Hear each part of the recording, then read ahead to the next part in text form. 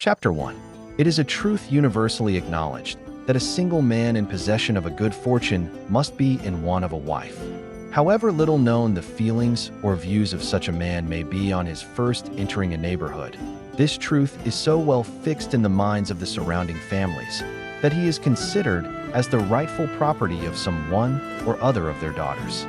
"My dear Mr. Bennet," said his lady to him one day, "have you heard that Netherfield Park is let at last?" 2. Mr. Bennet replied that he had not. "But it is," returned she, "for Mrs. Long has just been here, and she told me all about it." Mr. Bennet made no answer. "Do not you want to know who has taken it?" cried his wife impatiently. "You want to tell me, and I have no objection to hearing it."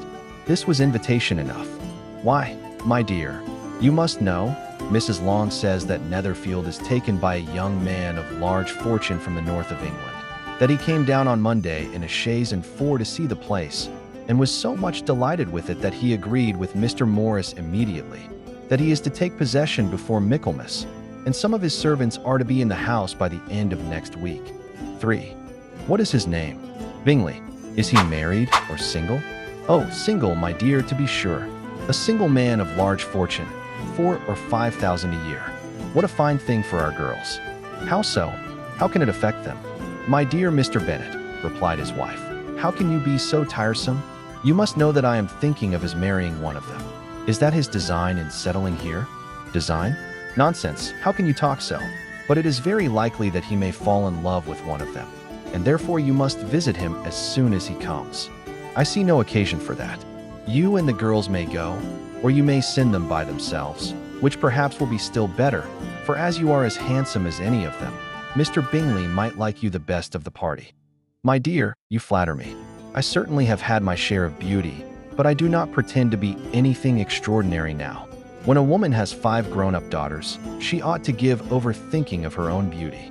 In such cases, a woman has not often much beauty to think of. But, my dear, you must indeed go and see Mr. Bingley when he comes into the neighborhood. It is more than I engage for, I assure you. But consider your daughters.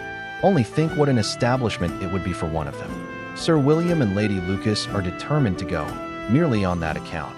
For in general, you know, they visit no new forecomers. Indeed, you must go, for it will be impossible for us to visit him if you do not. You are over-scrupulous, surely. I dare say Mr. Bingley will be very glad to see you, and I will send a few lines by you to assure him of my hearty consent to his marrying whichever he chooses of the girls, though I must throw in a good word for my little Lizzie. I desire you will do no such thing. Lizzie is not a bit better than the others, and I am sure she is not half so handsome as Jane, nor half so good-humored as Lydia, but you are always giving her the preference. They have none of them much to recommend them, replied he. They are all silly and ignorant like other girls, but Lizzie has something more of quickness than her sisters.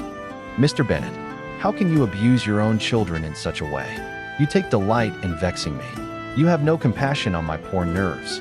You mistake me, my dear. I have a high respect for your nerves. They are my old friends. I have heard you mention them with consideration these 20 years at least. Ah, you do not know what I suffer. But I hope you will get over it, and live to see many young men of 4,000 a year come into the neighborhood. It will be no use to us, if 20 such should come, since you will not visit them.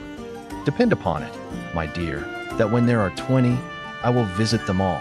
Mr. Bennet was so odd a mixture of quick parts, sarcastic humor, reserve, and caprice, that the experience of 23 years had been insufficient to make his wife understand his character.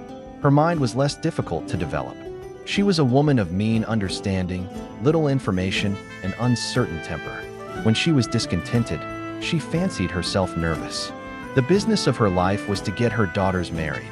Its solace was visiting and news.